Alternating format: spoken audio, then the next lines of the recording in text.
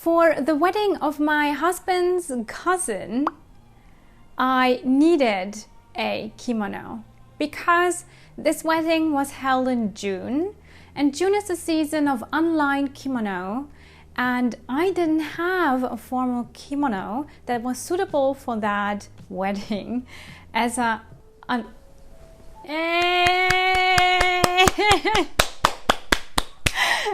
They fixed the microphone in our neighborhood. It was so funny last weekend. Yeah, it's working again. Oh my gosh, we had some pooping noises last weekend actually. Just as you know, in Japanese countryside neighborhoods, they have speakers here and there, and they're gonna make announcements, and they also sometimes they play music.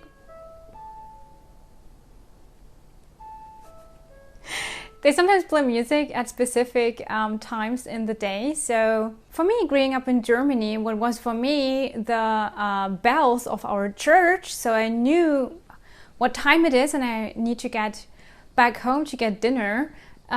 Here we have music through speakers. So you're invited to follow me along the journey of turning a lined kimono into an unlined kimono and also making it into my size.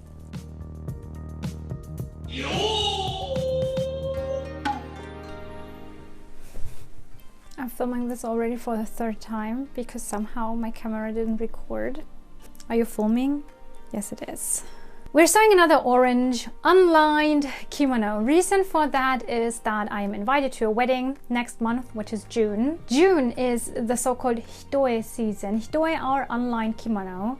Note that yes, summer kimono are also unlined kimono, but they're made in a summer weave, and that is why they're a summer kimono and not just unlined kimono. There's a distinction between summer kimono, natsumono, and unlined kimono. And if you want to learn more about summer kimono, I have a video linked up here. You probably might check that out to learn more about summer kimono.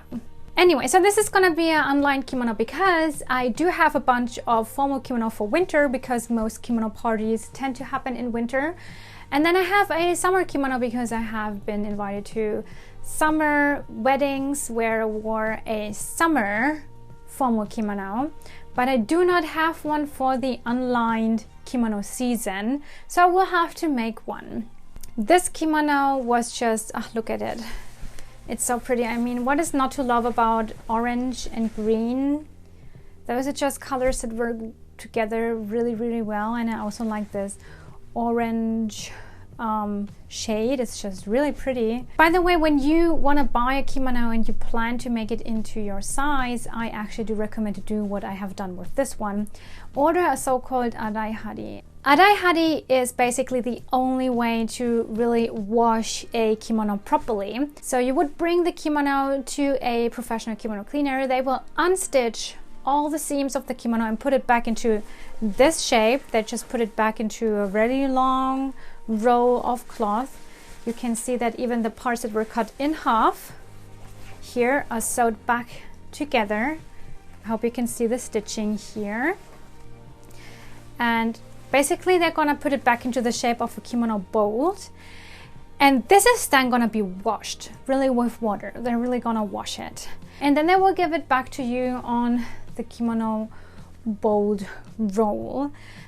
This is what is still left on here is the lining of this kimono because this was a lined kimono. I'm gonna turn this into an unlined kimono. There's some cool stuff you can do. What I will have to do now is actually to unstitch all the seams that are in there now, and then I will have to iron every piece so to make it really straight again, because of course, yes, the seam allowance here is tucked back a tiny bit, so I want to have this straight. When you want to do this, really make sure that the kimono actually has the length you need to make it into your size, or is already the length you need to make it into your size. Usually there is a lot of fabric tucked into the so-called uchiake. That is a tuck that goes horizontally over the back, and that tuck is really there to let fabric out.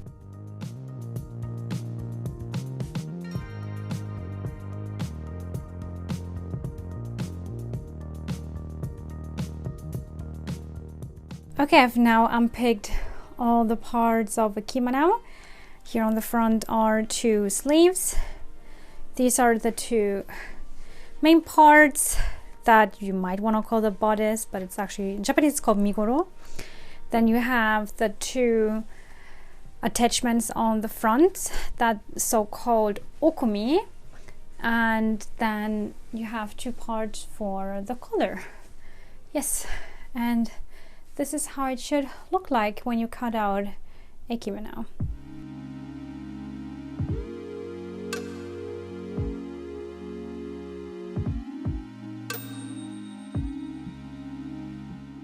And then, because this is a formal kimono, what is very, very iconic for formal kimono are actually the patterns. When you look closely to a formal kimono and how the pattern is made, you can see that the pattern connects over all the seams. You call this eba moyo in Japanese. Anyway, because of that, I will have to estimate the kimono. So we'll actually have to put the pattern together and see if I have, not only in theory, but actually if I do have in real life also enough length and width for the kimono to actually make it my size. Width is actually not a big problem, but length might be.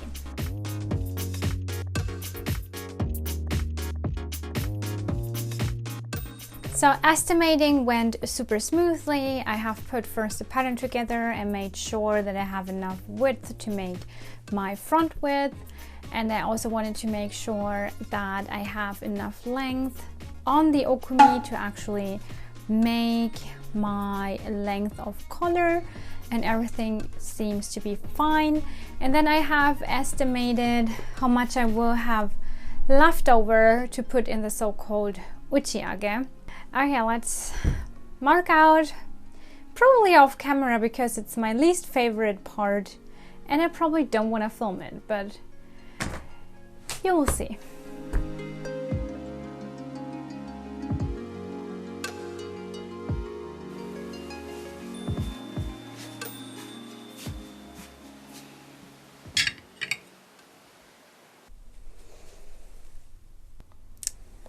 I have been eating tiramisu in this room yesterday and it was not a good idea, as I found out. So first of all, let me clean this mess here.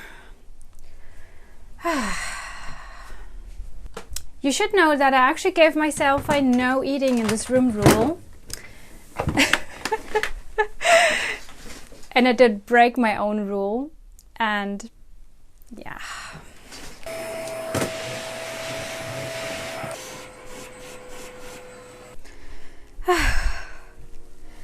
Let's start over while I put new socks on.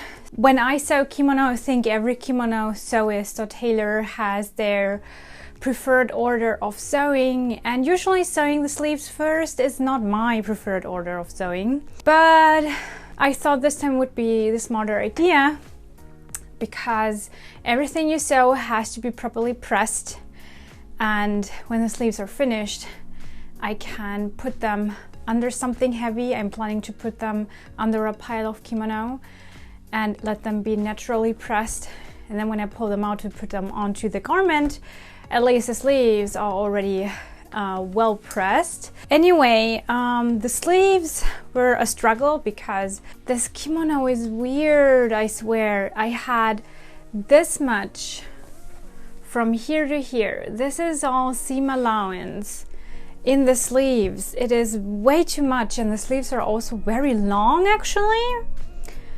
I've made them in the original length this garment already had. It's really, really long.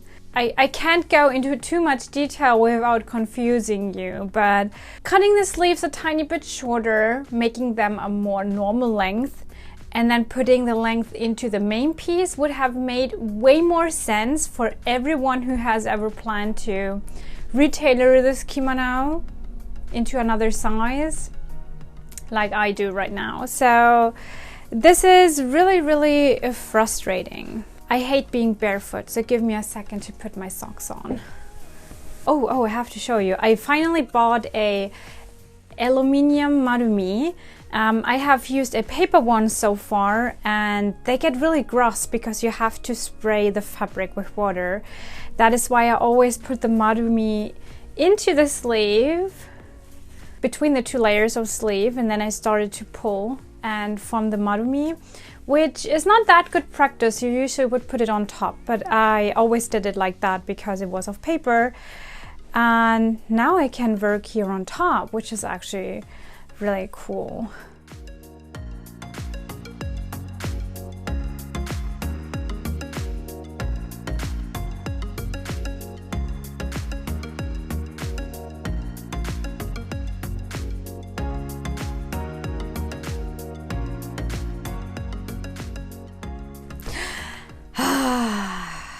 So I was about to make the same mistake I always do, and I don't know why I do this mistake all the time. So I was already about to sew down the whole side here of the open side of the sleeve that a female kimono has, and you're not supposed to do that. So I am probably gonna iron it in so it stays in at least a tiny bit, because I've done such a nice job.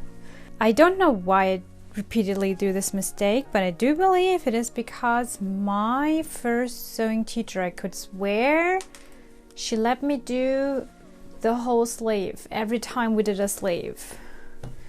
Every sewing teacher or every kimono tailor sews a tiny bit differently. In the end, it's all gonna be a kimono, so it's all gonna be the same thing in the end. But yeah, keep that in mind. So whatever I'm showing you on this channel is like never the only way to do it. There is also with dressing, by the way, there is never the only way to dress a kimono. There are more than one way, and there are more ways to get to the goal.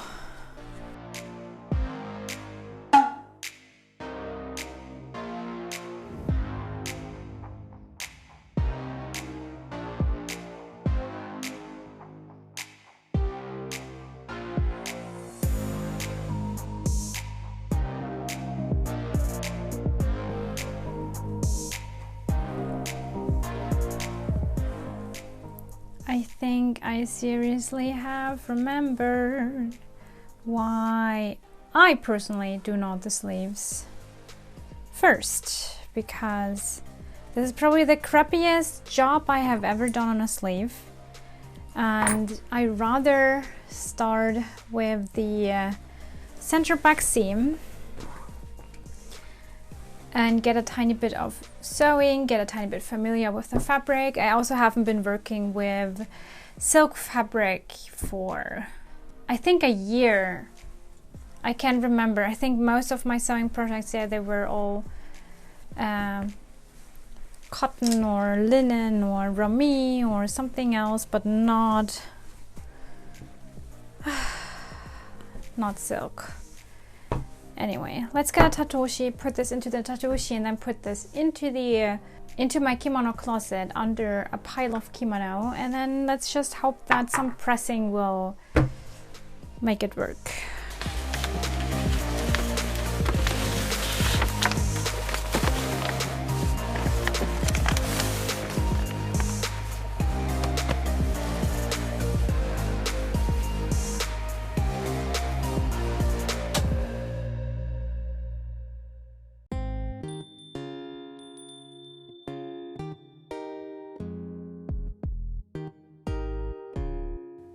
Day 3 was actually one of my days off, so I knew I had a whole day to actually get a lot of work done. And that is why I tackled the hardest part, which is marking out the main piece. This here in this video takes a few seconds, but actually in real life this takes a few hours. And then I started to sew down the uchiage and then the center back seam, which is also not really easy because you have to make the uchiage actually meet in the center back seam. And sometimes this is gonna take a retry. Luckily on this day, I did a really good job. In case you're new to my channel or you haven't been here for a very long time, I actually do have tutorials of how to sew kimono. And one of those videos is gonna show you a lot of the construction of a kimono, and it's gonna show you how to sew a kimono with a sewing machine. And I also have kind of the same video in a men's version, so you can also make a male kimono. And then I have a video that shows you how I sew a kimono with only traditional methods by hand, like I do in this video.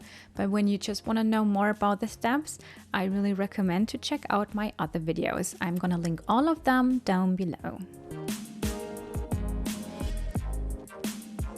I've sewed down the center back seam and I made a tiny mistake with it. So my initial plan was to cover up the center back seam with some silk tape. In Japanese or in kimono sewing, you call this ribbon sefuse. And this is just used to cover up the center back seam because you should try to cover up most of the stitching on a kimono. You could either do a French seam or this one here. But I have miscalculated how wide I made the center back seam. Or let's say I did not match it up with the ribbon. The problem is that this fabric here, because it is under Daihari, it has these cuts here in the selvage. Can you see this? And this stretches a tiny bit when you pull on it. So when I make the center back seam as wide as I wanted to, those tiny cuts, the stretching of it made me absolutely crazy. That is why I made the center back seam a tiny bit wider than you would usually do, which is, by the way, absolutely fine. But it is now not wide enough to actually it is now too wide to actually cover it up with the ribbon. So what I did is I made a second stitching in the seam allowance right next to the center back seam to secure it a tiny bit more, because I can't do a French seam anymore and I can cover it up with the ribbon without cutting off the edges, which I really don't want to do. So I did the most primitive or the most easy way of sewing, of doing two center back seams basically. Just do a second stitching right next to the center back seam on the seam allowance to give it a tiny bit more strength. That's what you usually do on yukata, not on silk kimono. So I'm a tiny bit angry because when I sew a kimono, I usually do a French seam.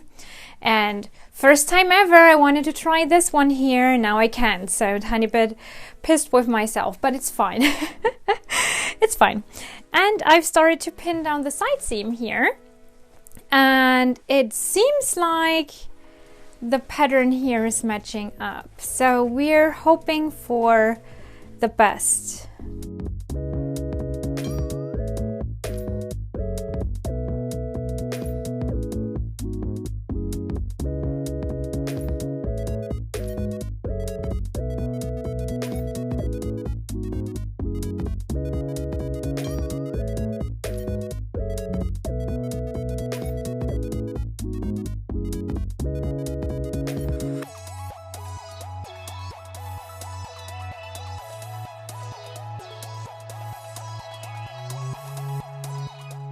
Side seams are finished, center back seam is finished. I think it looks really, really good because pattern matching went really nice here. You can now see that the pattern goes from the side to the front over the seam. It looks really good. I couldn't have done it any better. And also when I look at it, it hangs really straight. There's no weird pulling in the fabric, which means I really stitched this together really, really well. Although my stitching itself is not that nice. I was actually able to do way nicer and even stitches. Haven't touched a needle in weeks, and now I'm back to uneven stitches. You should never stop stitching, I swear. You need the practice. Anyway, now I want to use the last minutes of daylight and mark out the okumi so I can pin it on and hopefully also sew it on before I lose all the daylight.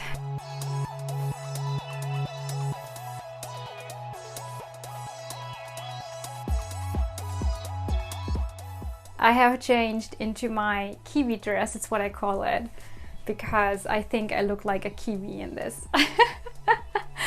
But it's too hot in this room, I swear.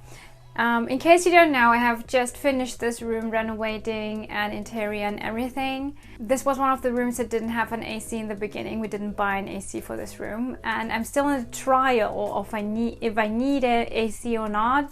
At this point, I seriously do.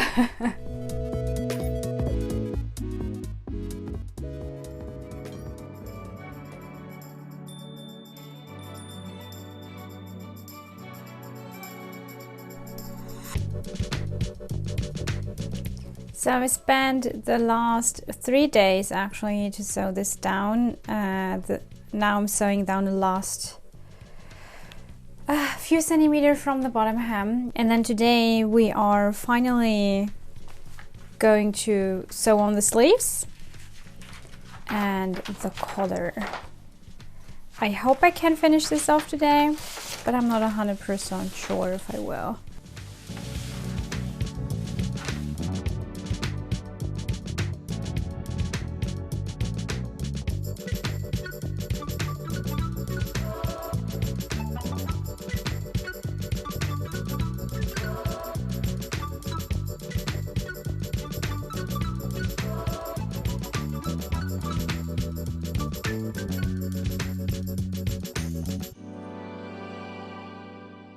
Okay, one sleeve is on. Oh, it looks so good. I haven't done the sleeves as well in quite a while. I'm really happy. Okay, let's go on to the collar. I will have to start marking it out and also the lining of the collar. First of all, I have to take off the stitching that is still holding the collar opening together, and I also have to measure this. If this collar opening is a size that I find good, it's a really good size. Yes, it's gonna be fine. It's 10 centimeter, by the way. Okay, let's open this up and then let's do the collar.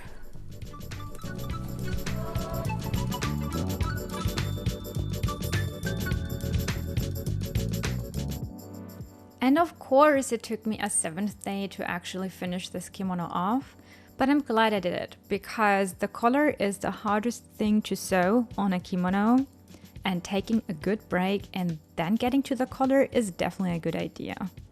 On this day I only had to take care of the collar lining because I have already finished off the orange outside collar on the day before. So I had to mark out the lining and then pin it onto the collar while the orange collar is already pinned on. And that all together is then gonna be sewed on. So the collar is definitely not easy to sew.